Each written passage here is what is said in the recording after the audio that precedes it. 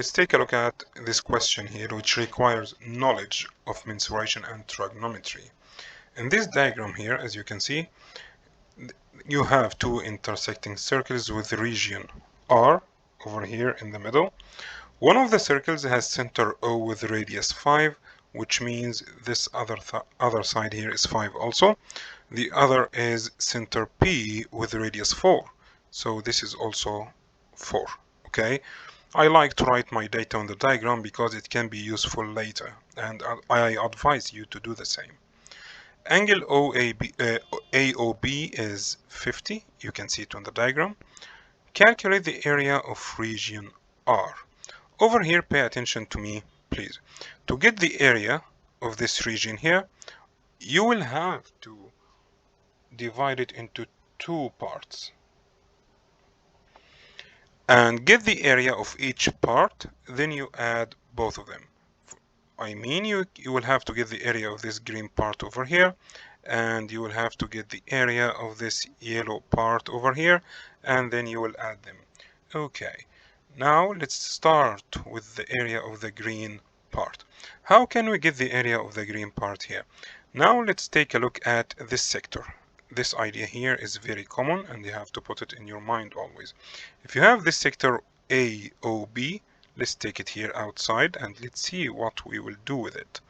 This is O and this is A, and this is B. Here the sector radius is 5 and the angle, as you know, is 50. Okay. To get the green part which we want here, you need to get the area of this part. The idea here is very common and very simple. All you have to do is to get the area of the whole sector minus the area of this triangle over here.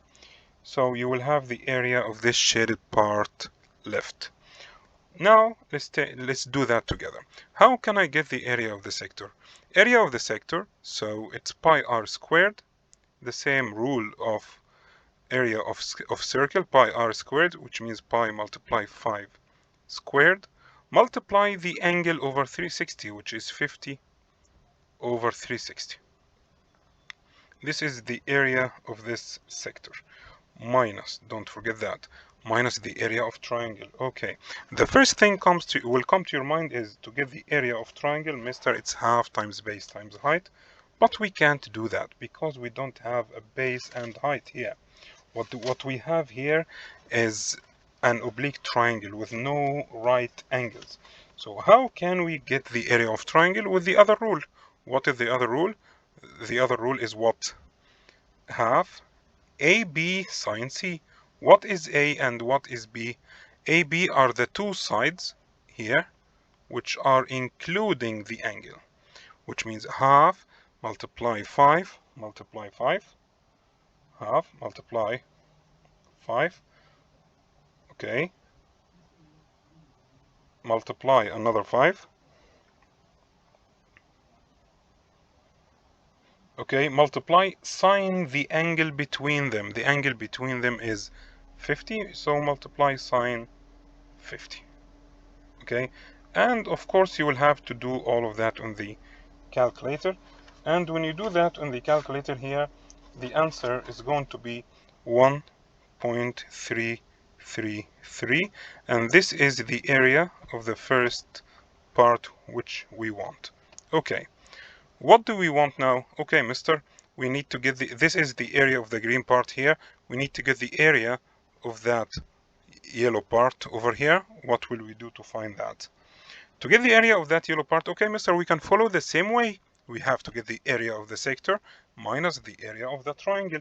Yes, you can do that. But how can you do that if you don't have this angle here? So first of all, you have to get the measure of this angle. Then you get the area of the sector and the area of triangle as you want. How can we get this angle here? We have to get the length of AB first. Okay, so and then how can we get the area of thus the length of AB? Using cosine rule, okay, from trigonometry. So let's do that together. AB equals, AB here is part of the triangle AOB. Okay, I will write it here for you. And this is 5, and this is 5 also, and the angle is 50. So you can get AB here using cosine rule. Let's do our big square root, which is 5 squared plus 5 squared minus 2 multiply 5 multiply 5 multiply cosine the angle, which is cosine 50. Okay, and in this case the length of AB is going to be here 4.226. Okay, so how can this help us finding the angle? Also using one rule of the cosine rules, which is cosine inverse in the same triangle. Okay, remember in the other triangle, I'm sorry, which is APB, you have here this triangle APB like this. This is triangle here APB. You have here, this is 4 and this is 4 and this side is 4.226 as we found it. To get this angle here, we will use cosine rule. This angle is included between 4 and 4. So I'm going to write here 4 squared plus 4 squared minus the third side squared, which is 4.226 squared. Okay. And then over 2 multiply 4 multiply 4. Okay. In this case, the angle here, a measure of angle P, is going to be 63.77. Now we can do the same way we used to get the area of the shaded part by getting the area of the sector and subtract the area of the triangle from it. Let's do that together. In our sector here, pi r squared, our radius is 4, so pi multiply 4 squared, multiply the angle which we just found here, 63.77 over 360, minus the area of triangle. We will use the same method, which is half, multiply the two sides, which are 4, multiply another 4, multiply sine the angle between them, which is sine 63.77.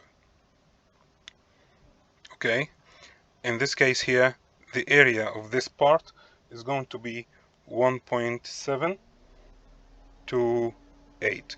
This is the area of the first part, and this is the area of the second part. Here, let me circle them for you. This is the area of the one of the shaded parts, and this is the area of the other shaded part. All you have to do here is just add them.